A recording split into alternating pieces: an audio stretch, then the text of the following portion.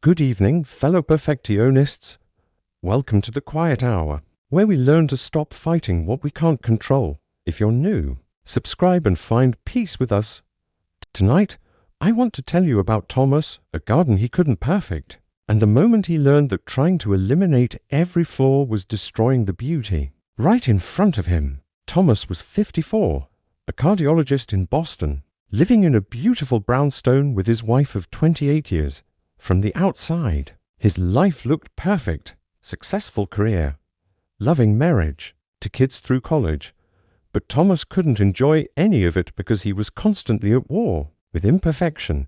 His pride was his backyard garden, carefully curated roses, peonies, hydrangeas. Every plant planned, every color coordinated.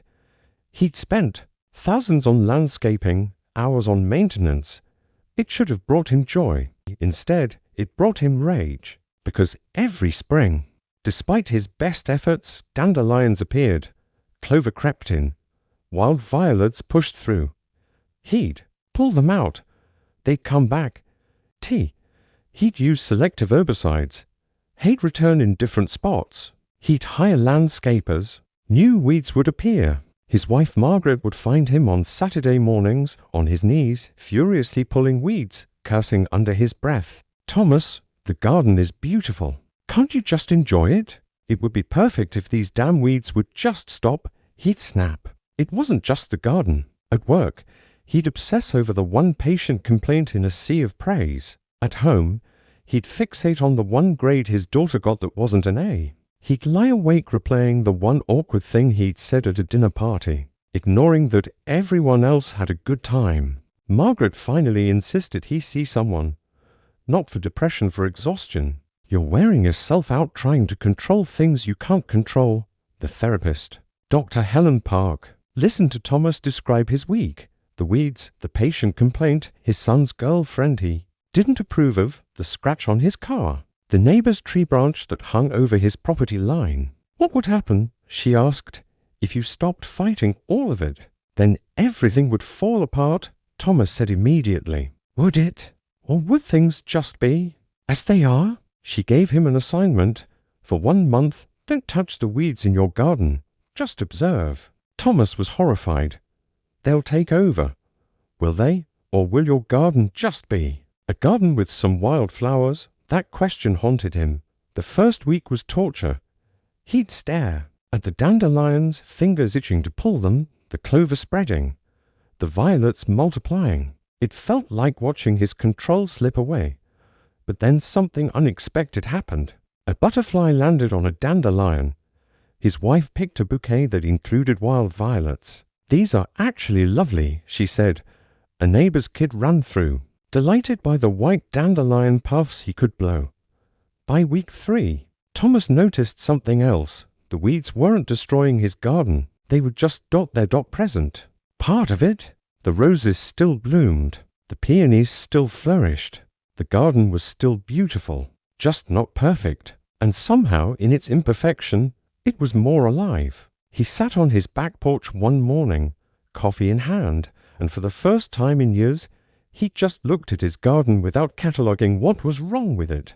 It was beautiful, imperfect and beautiful. That S when it hit him.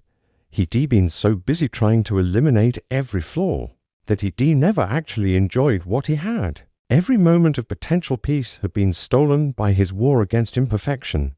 He thought about his patient reviews 96% excellent, and he'd obsessed over the 4% who weren't satisfied, never celebrating the 96% who were. His daughter's report card for A's and 1 B+, and he'd focused only on the B+, not praising the A's. His marriage 28 good years, and he'd spent energy being irritated by small habits instead of appreciating the woman who stood by him through everything. The weeds weren't the problem. His inability to accept them was the problem. When he went back to Dr. Park, he told her about his revelation. She smiled. There's an old saying, if you love the roses, you must accept the thorns. But I think it goes further. If you want a garden a real, living garden, you have to accept that wildflowers will grow. You can't have the beauty without the imperfection. Thomas went home and did something radical. He stopped trying to eliminate every flaw in his life. The weeds in his garden stayed. The neighbor's tree branch stayed. His son's girlfriend, who he'd been cold to because she wasn't who he'd envisioned, he invited to dinner and actually got to know her. She was wonderful. He'd almost missed it. Most profoundly, he apologized to Margaret. "I've been so busy trying to make everything perfect that I haven't appreciated how beautiful our life already is." She cried.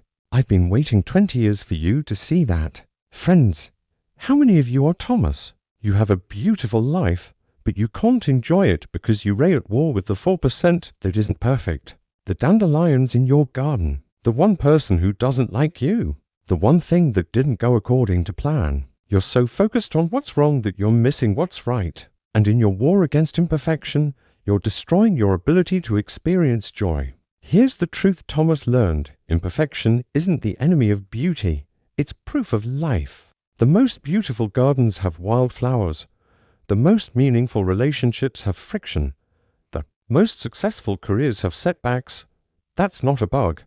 That's the feature. That's our invitation tonight at the quiet hour. What wild flowers are you fighting? What imperfection are you letting steal your peace? Comment below. Subscribe as we keep learning to love what is, not just what we wish it would be. Until tomorrow, remember, if you love the flowers, accept the weeds. They're part of the same garden, and the garden is beautiful. Right now, as it is. Sleep well, drive safely, and tomorrow maybe let something imperfect just be.